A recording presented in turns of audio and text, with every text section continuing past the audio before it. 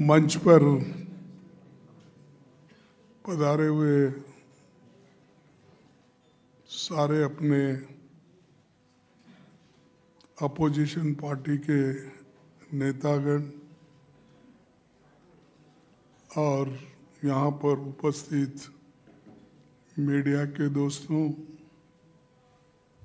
आप सबको मेरा नमस्कार।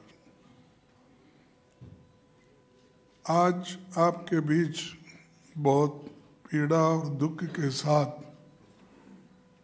कुछ तथ्यों को रखने के लिए आपके सामने हम आए हैं। भारत के उपराष्ट्रपति पद का देश का दूसरा सबसे बड़ा संवैधानिक पद है। महान विद्वान doctor Radhakrishnan, doctor Shankar Dayal Sharma ji, justice Hidayatullah,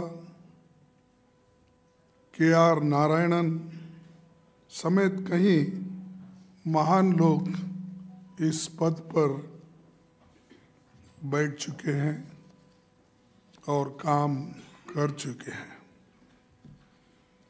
1952 से अब तक किसी उपराष्ट्रपति के खिलाफ संविधान के आर्टिकल 67 के अंतर्गत resolution for removal of vice president नहीं लाया गया, क्योंकि वो हमेशा निष्पक्ष और पूरी तरह राजनीति से परे रहे। वो कभी राजनीति नहीं करे, केवल सदन चलाना और वो भी जो सदन के रूल्स और रेगुलेशन होते हैं उसी के तहत वो सदन चलाते रहते थे। लेकिन आज हमको ये कहना पड़ता है, ये आज रूल्स को छोड़ के राजनीति ज़्यादा हमारे सदन में हो रही है।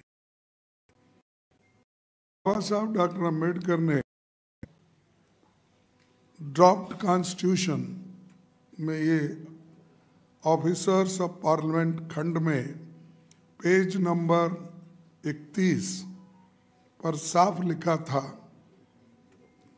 कि the vice president of India shall be x officio chairman of the council of states.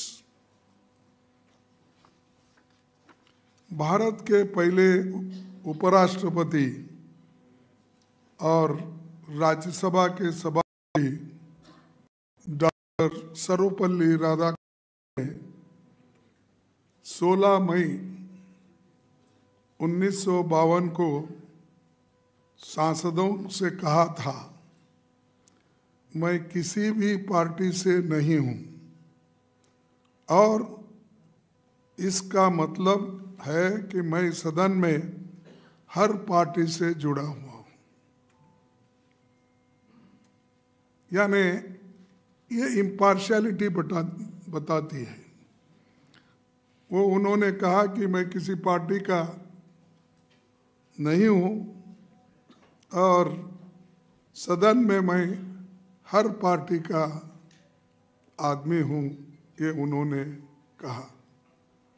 लेकिन हमें अफसोस है कि संविधान के अडॉप्शन के 75वें साल में चेयरमैन की तरफ से हो रहे बायस्ड पार्टीजन व्यवहार विपक्षी पार्टियों को उनके खिलाफ ये प्रस्ताव लाने पर मजबूर किया। पिछले 3 वर्षों में उनका आचरण उनके पद की गरिमा के विपरीत रहा है। कभी वे सरकार के तारीफ में कसीदे पढ़ने लगते हैं, कभी खुद को आरएसएस का एकलव्य बताने लगते हैं। इस तरह की बयानबाजी उनके पद को शोभा नहीं देती।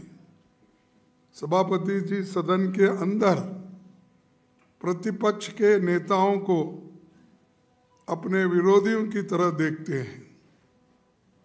सीनियर जूनियर कोई भी हो, दोनों सदनों के विपक्षी नेताओं पर आपत्तिजनक टिप्पणियां कर उन्हें अपमानित भी करते हैं।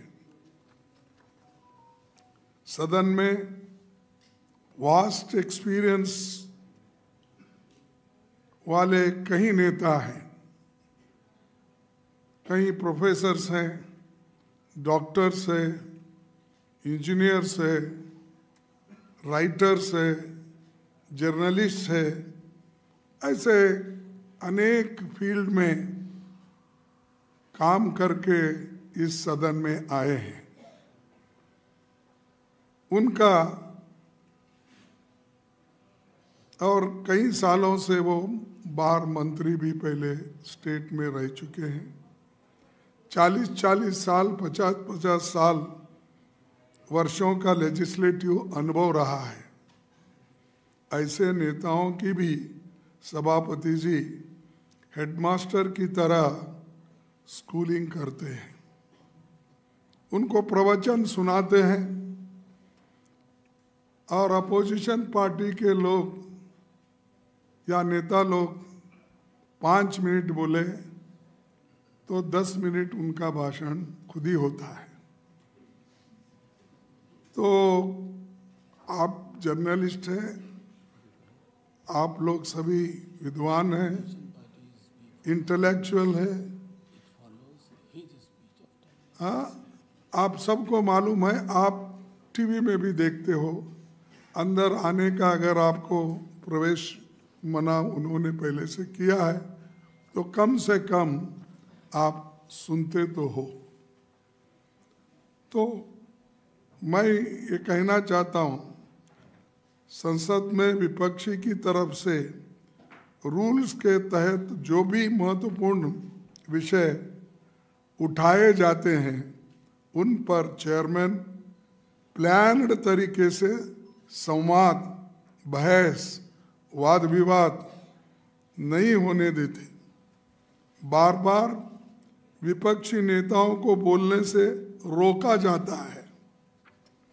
उनकी निष्ठा संविधान और संवैधानिक परंपराओं की जगह सत्ताधारी दल के लिए है। वे अपनी अगली प्रमोशन के लिए सरकार के स्पोक्स पर्सन बनकर काम कर रहे हैं, ऐसा हमें दिख रहा है। मुझे ये कहते हुए कोई संकोच नहीं कि the biggest disturber in Rajya Sabha is the chairman himself.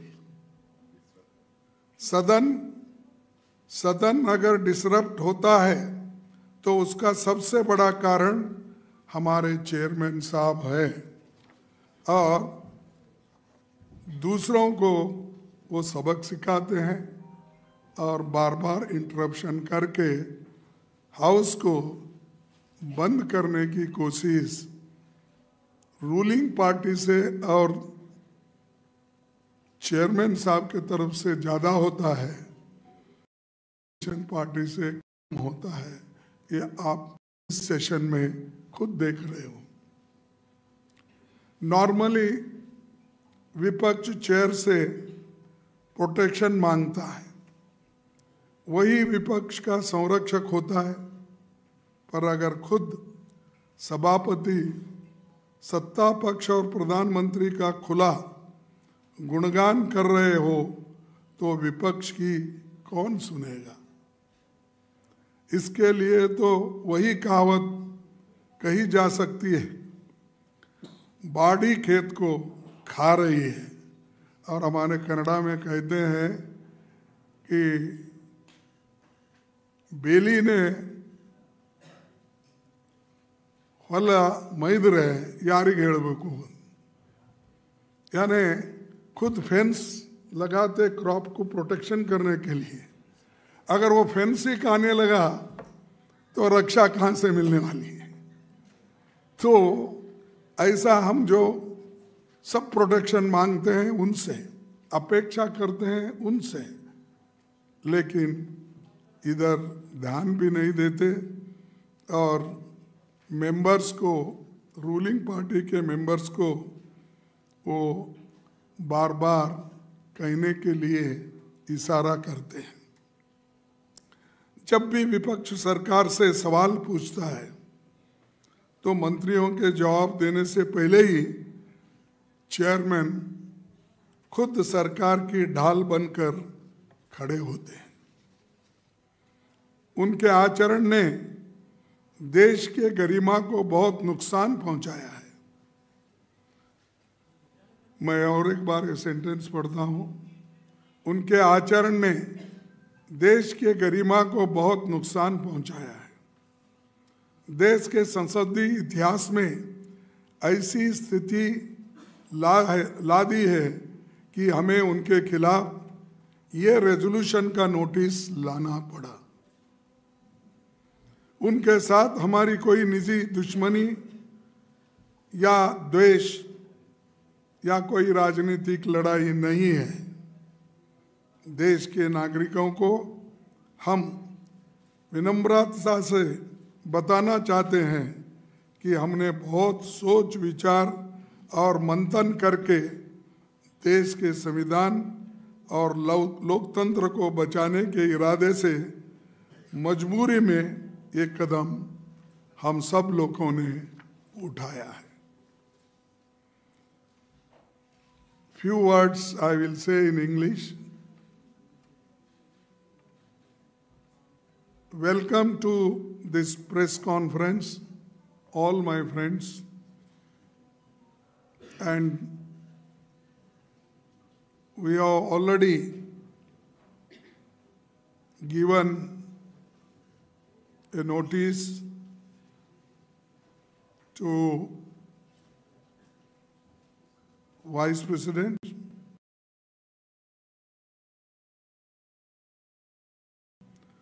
to speak on the sensitive matter in regard to the notice of resolution for removal of the Vice President of India, who is also the chairman of the Rajya Sabha.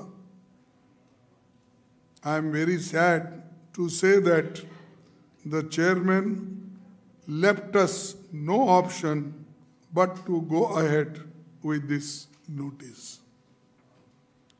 For the last 3 years, rather than providing time space to opposition members to raise critical issues, resorted to schooling senior leaders, speaking down to them like a headmaster as though they were students in a classroom. He never misses an opportunity to insult any opposition leaders, whether they are senior or junior, or there are lot of members who have got more experience than others. But unfortunately, the advocate of the opposition ruling party, he always tried to insult the opposition leaders. For the first time in our history, we have a vice president who openly criticizes opposition parties in public forums and behaves as a spokesperson for the ruling party, sometimes even outperform role.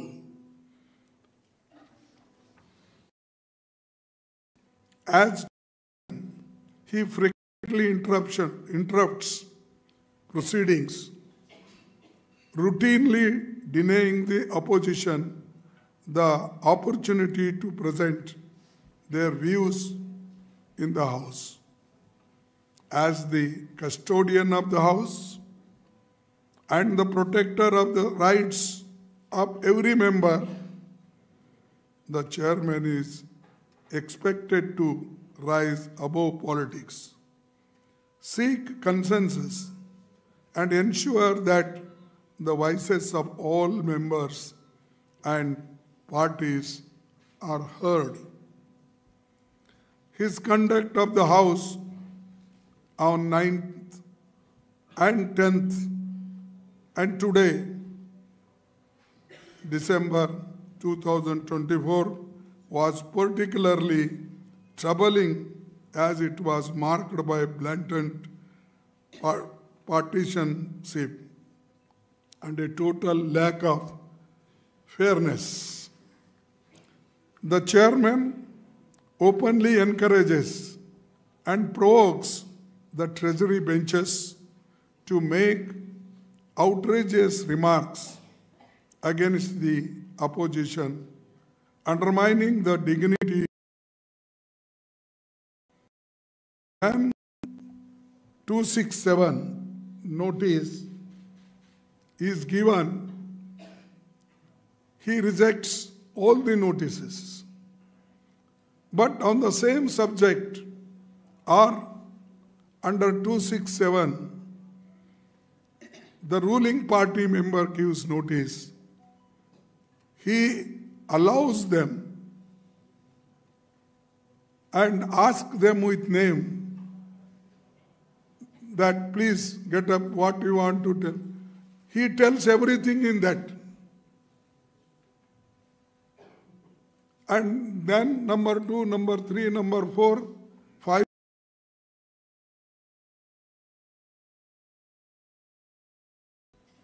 Chance to speak. Where here, when we raise our hand, fingers, because not to disturb, with great respect, he never allows us to say one sentence. He asks us, me, please, Khargeji, you. When I get up, even he never allows us 2 minutes to speak. Whereas our great respect to the leader of the House, when he gets up, he allows fully. It is my right as a leader of opposition, whenever I raise, the chair should give same respect as to the leader of the House. Even when I raise, even minister is speaking, he should give a chance to me. But never. We shout, and we ask, we raise our one hand, one finger, even 5 fingers, he never listens. This is the impartiality. That's why we are fed up with his behavior and his partiality. That's why we have brought this resolution, and we are ready to tell on his face also if he allows this to speak. Then this is not just a breach of protocol, but a betrayal of the Constitution and the people of India. This notice of motion for removal of the Vice President is not about personal grievances or a political battles. Finally, we humbly appeal to the people of India to understand that this notice has been filed after thorough consideration and deliberations with the sole purpose of safeguarding the Constitution and protecting the integrity of our parliamentary democracy. So these are the problems just I brought your notice before you, and all other our friends also, they will participate. So thank you very much for listening on this matter.